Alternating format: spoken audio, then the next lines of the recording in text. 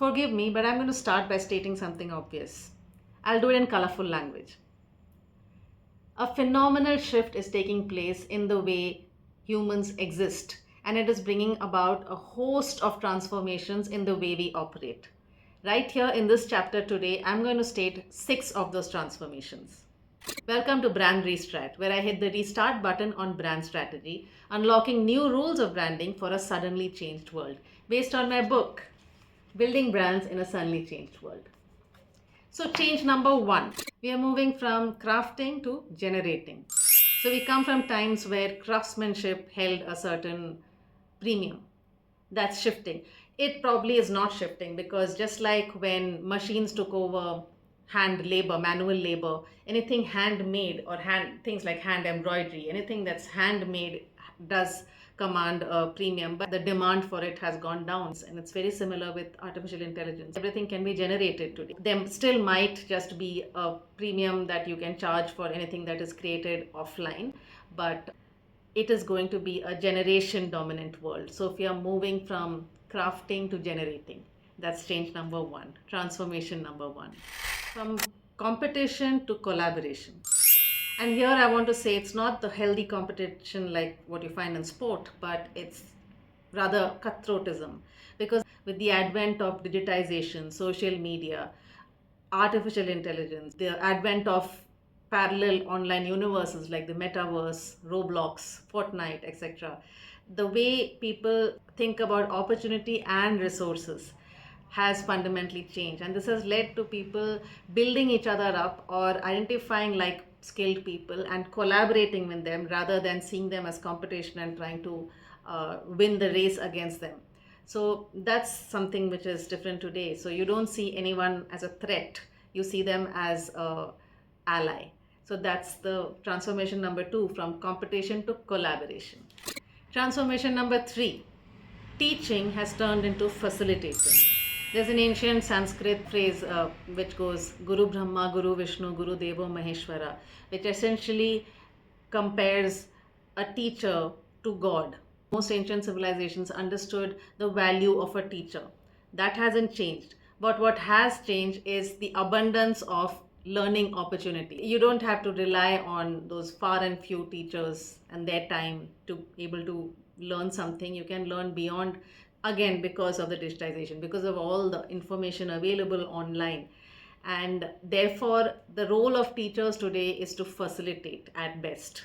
They guide and facilitate from a peer position, not from a superior position, because that position of superiority is not the same anymore. And that means that teachers are no longer on a pedestal, they are our peers.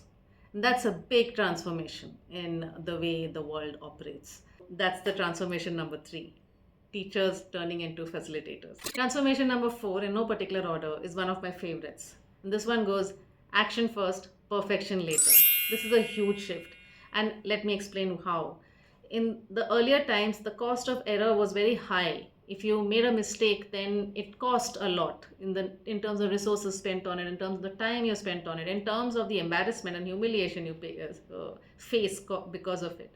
But today, you can learn and you can create things in your own space. There is a lot of room for mistakes. There's acceptance of for failure is much more because the opportunity to keep trying over and over again is much more. The important point is that it's very easy to edit what you have created. Nothing is permanent. So when you put up a post, when I put up a video, if there's an error, it's very easy for me to delete it and put another piece. Like, it doesn't take lots of cost. It's not money. It's not huge amounts of time. It's just me and my space, and that's my resource that I have to spend on this. Something that is published, it's not permanent. The impermanence of things that are published or put out there in the world is what is changing this particular aspect. So this transformation is about action first and then get perfect at it. The next transformation I have put down is called fitting in to finding what fits.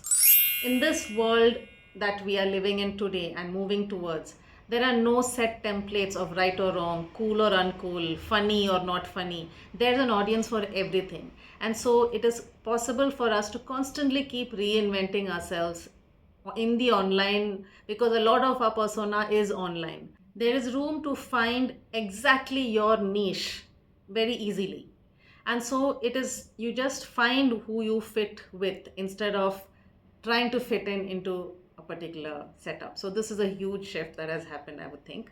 So that's transformation number 5, from fitting in to finding what fits you. And point number 6 that is hard to miss is, I have titled it as from He-Man to Femme Power.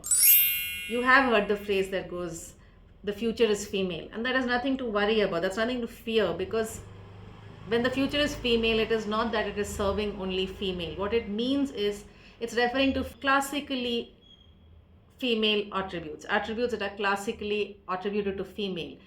Those are what are gaining dominance. What are those features? It is of being comfortable with vulnerability, of acceptance, of inclusivity, of not fighting. Let me read from my book. Yeah. Patriarchy is not going down alone. It is taking with it gender prejudice, unnecessary machismo, notions of damsels in distress, unquestioned authoritarianism, gaslighting, and snobbery in general. To be taken seriously in this new world, we need to dial up empathy, sensitivity, jokes that punch up, not punch down, and see the strength in softer traits of nurture and kindness. So these are the 6 transformations that I have put down. Think about the transformations that you can think about, which you would think that the world has turned upside down, which it was something earlier, and how it is completely the opposite today, or how it has transformed. Please leave them in the comments if you can think of them. These are the 6 that I could think of and I put down in my book. So how does all of this impact brand strategy? So when you're trying to do a target group identification or a target group profile, classically we used to talk about their age, their gender, their geography, and their education. But today, because these things have become fluid, because people can reinvent themselves via their avatars, they can be anything. What you want to be is also who you are. And so target profiling has to be done more on mindsets, attitudes, and culture, like the culture that particular target group adheres to. Those need to be looked at more, and we need to dial down our focus on things like age, gender, and geography and education. All those things don't hold as much of a ground as mindsets, attitudes, and culture, which are being formed by this new world, online, offline, video gaming, avatar culture that exists.